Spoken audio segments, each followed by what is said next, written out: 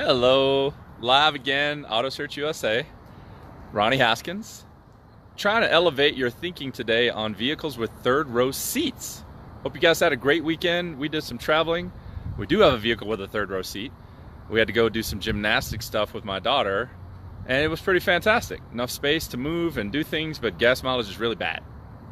But I wanted to take a moment today to show you guys exactly what I'm talking about when you're thinking about a third row seat. And some things that make you think about a third row seat are having kid number 3. Kid number 3 is difficult to put into a car that only has 5 seats. So when you reach that level of I've got a kid number 3 on the way and I start thinking about what I'm going to drive and I don't want to drive a minivan, well, you end up having to look at something like this, which this is a Toyota Sequoia.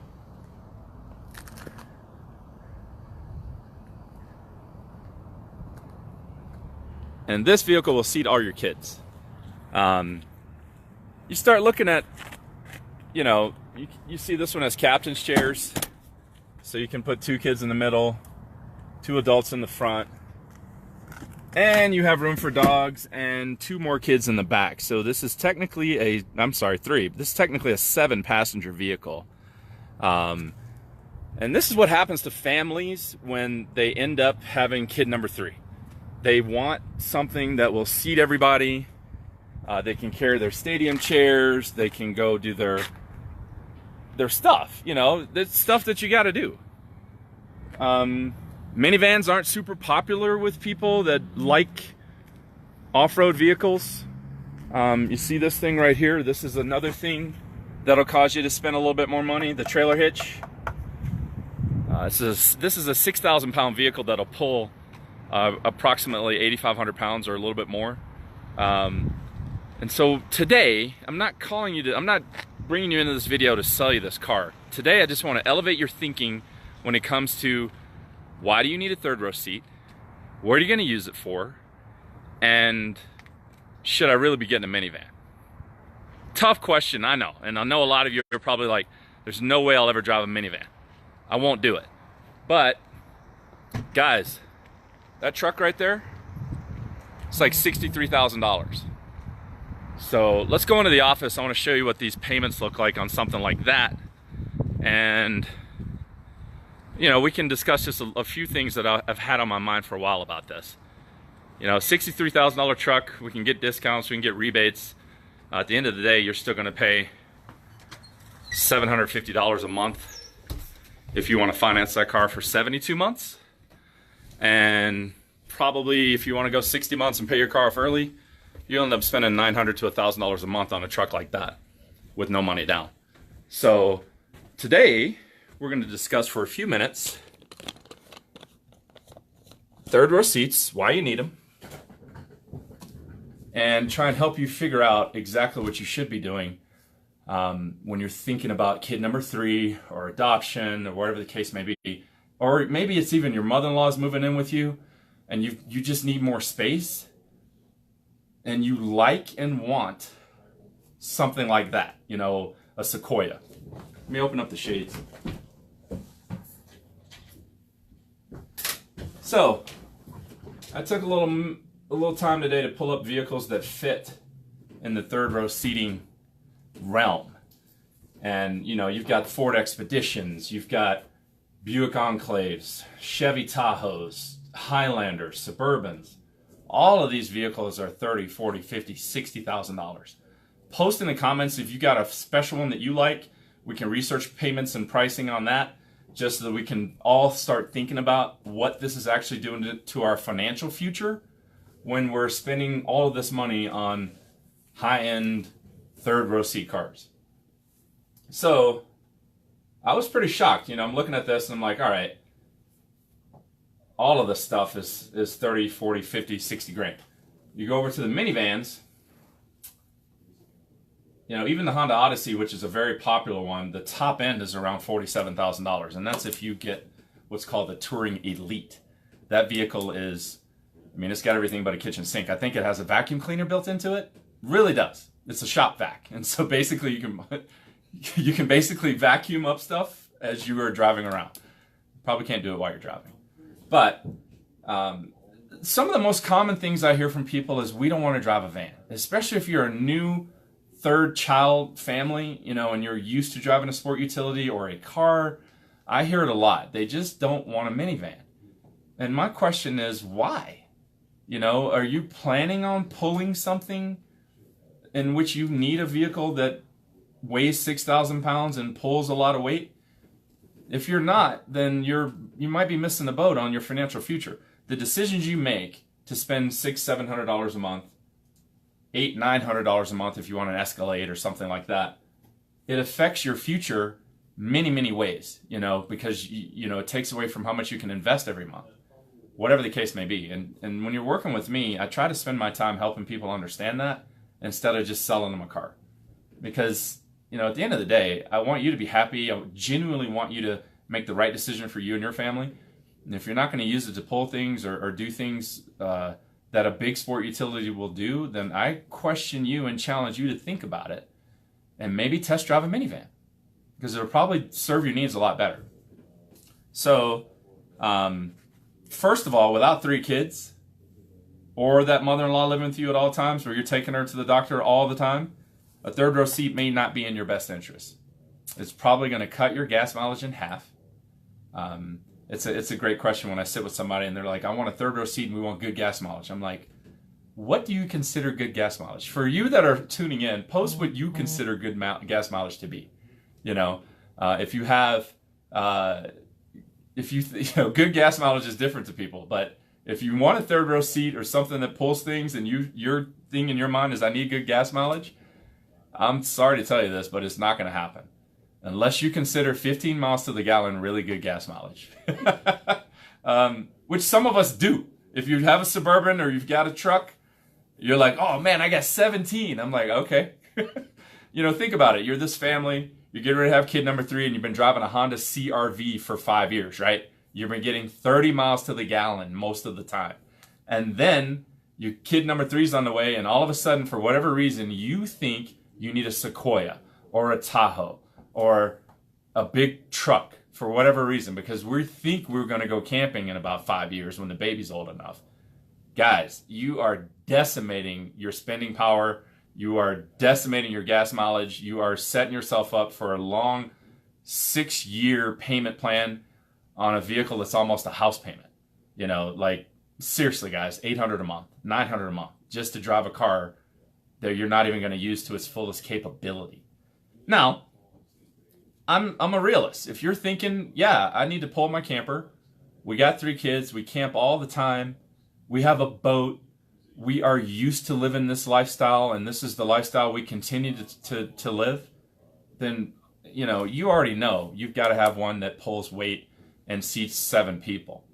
But minivans, they're not super popular, but, you know, they do the job a lot better when it comes to moving people around the city. If you're going to work and you're going to plays and you're dropping kids off at school, you know, they've got buttons you can push to let the kids out. They've got buttons you push to let the kids in. You know, and the kids can typically get in the cars by themselves without adult supervision.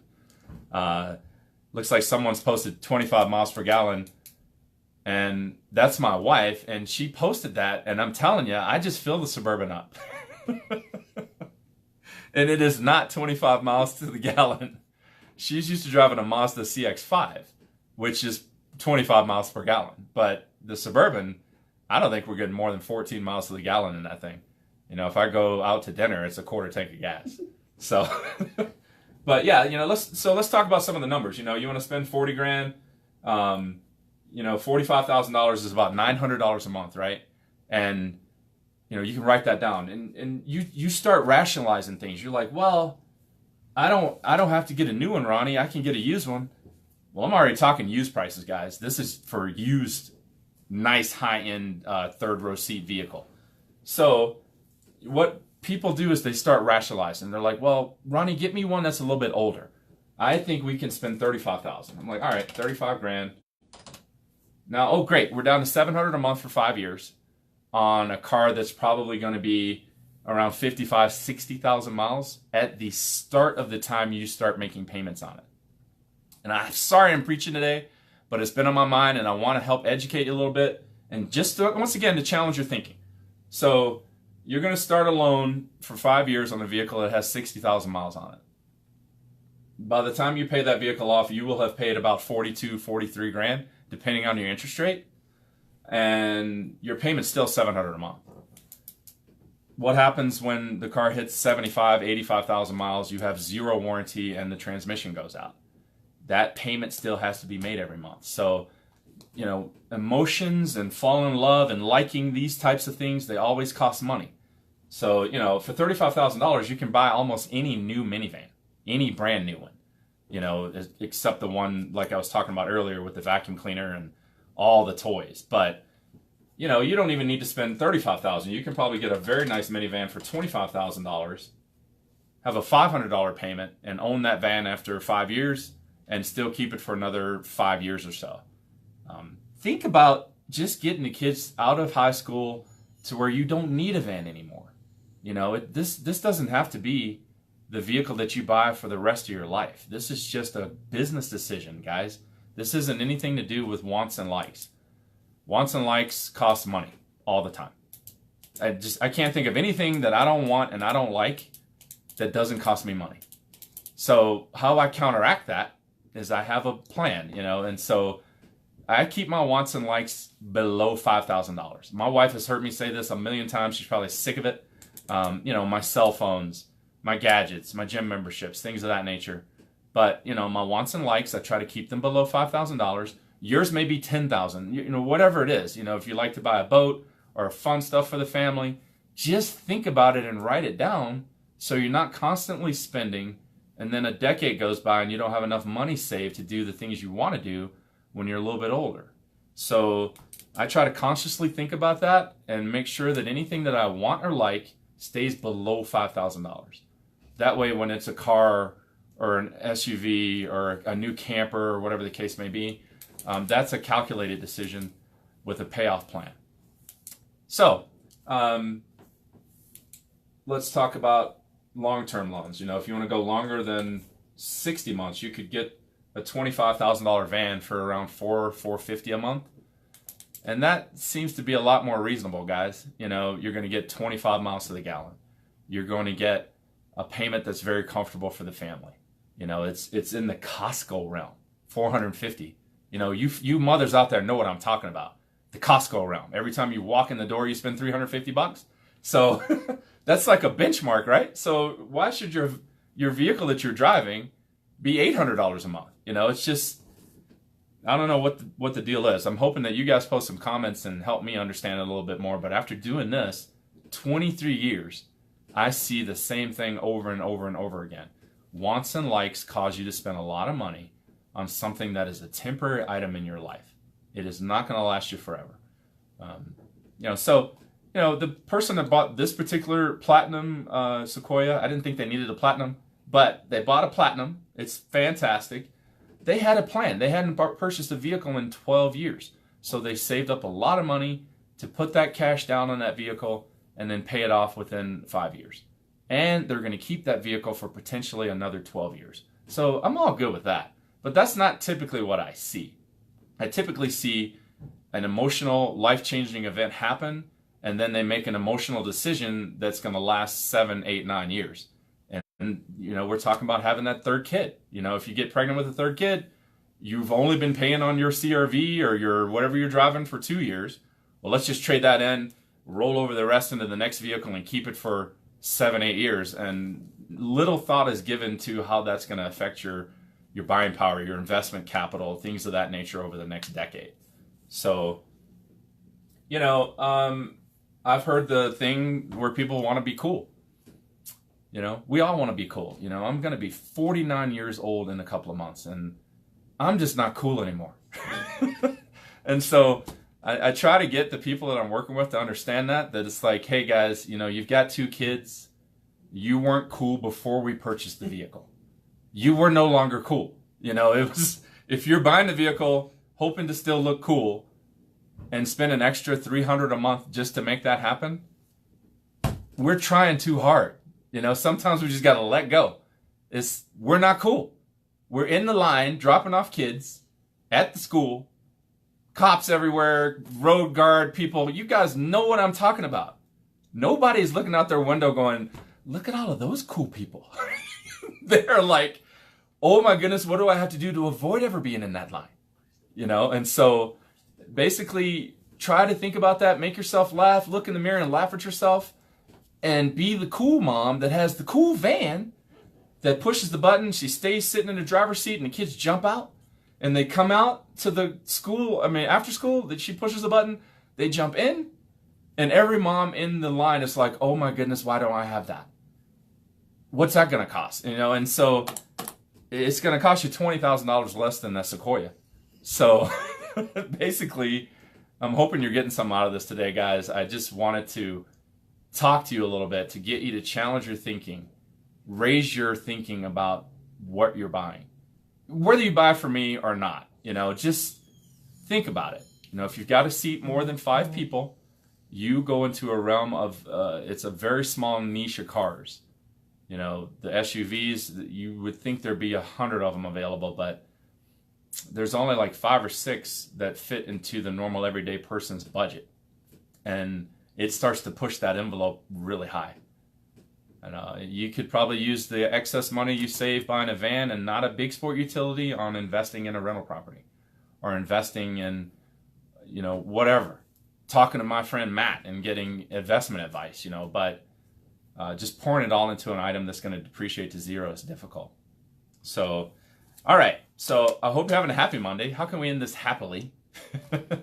It's okay. You know, if you got to pull campers and things of that nature, I get it. Give me a call. We can talk about the sport utilities that fit. It's always a little best to get one that's still under warranty or a brand new one. But post in the comments questions you have about this. I think this should be an ongoing conversation because I don't think I've hit the bottom with it yet. I'm still struggling with it. Lots of families want to push into these sport utilities, and I don't think they need them. So post in the comments what you think and what your ideas are about it. And let's continue the conversation over the next couple of weeks. So, all right. If you had a good time, share this with your friends. And if you got questions, feel free to give us a call. Ronnie Haskins, Auto Search USA. Your search for the perfect car starts here. Thanks, guys. Have a good day.